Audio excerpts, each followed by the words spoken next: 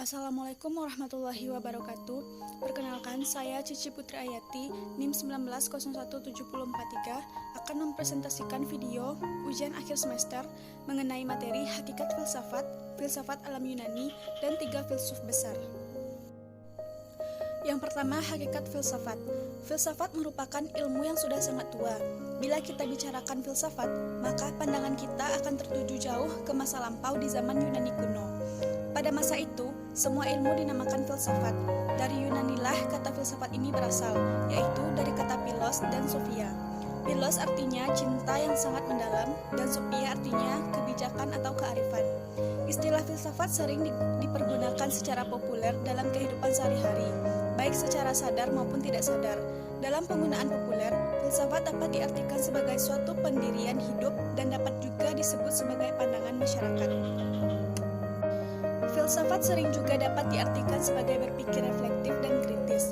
Namun, Randall dan Butler memberikan kritik terhadap pengertian tersebut dengan mengemukakan bahwa definisi tersebut tidak memuaskan karena beberapa alasan.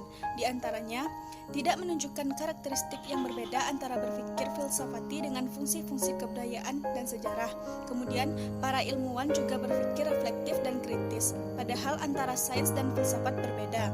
Selanjutnya, ahli hukum, ahli ekonomi, juga ibu rumah tangga sewaktu-waktu berpikir reflektif dan kritis, padahal mereka bukan filsuf atau ilmuwan. Materi selanjutnya, filsafat alam Yunani. Orang Yunani yang hidup pada abad ke-6 sebelum Masehi mempunyai sistem kepercayaan bahwa segala sesuatunya harus diterima sebagai sesuatu yang bersumber pada mitos atau dongeng-dongeng. Artinya, suatu kebenaran lewat akar pikir atau logis tidak berlaku. Yang berlaku hanya suatu kebenaran yang bersumber dari mitos atau dongeng-dongeng. Setelah abad ke-6 sebelum Masehi, muncul sejumlah ahli fikir yang menentang adanya mitos. Mereka menginginkan adanya pertanyaan tentang misteri alam semesta ini. Jawabannya dapat diterima oleh akal. Keadaan yang demikian ini sebagai suatu demiteologi, artinya suatu kebangkitan pemikiran untuk menggunakan akal pikir dan meninggalkan hal-hal yang sifatnya mitologi. Upaya para ahli pikir untuk mengarahkan kepada suatu kebebasan berpikir. Ini kemudian banyak yang mencoba membuat suatu konsep yang dilandasi kekuatan akal pikir secara murni. Maka timbullah peristiwa ajaib The Greek Miracle yang artinya dapat dijadikan sebagai landasan peradaban dunia. Pelaku filsafat adalah akal dan musuhnya adalah hati. Pertentangan antara akal dan hati itulah pada dasarnya isi sejarah filsafat. Kemudian ada 3 faktor lahirnya filsafat Yunani.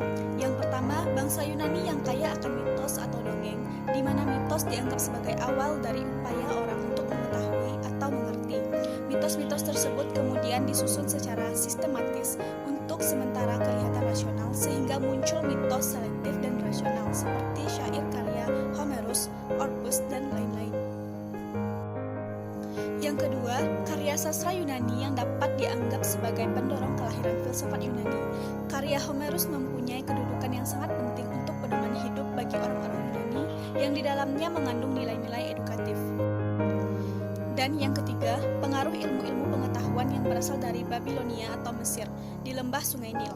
Kemudian, berkat kemampuan dan kecakapannya ilmu-ilmu tersebut dikembangkan sehingga mereka mempelajarinya tidak didasarkan pada aspek praktis saja, tetapi juga aspek teoritis kreatif.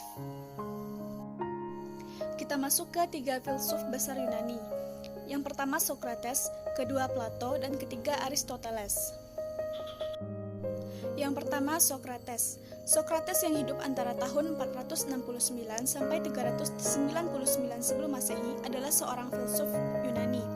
Ia sangat menaruh perhatian pada manusia dan menginginkan agar manusia itu mampu mengenali dirinya sendiri. Menurutnya, jiwa manusia merupakan asas hidup yang paling dalam.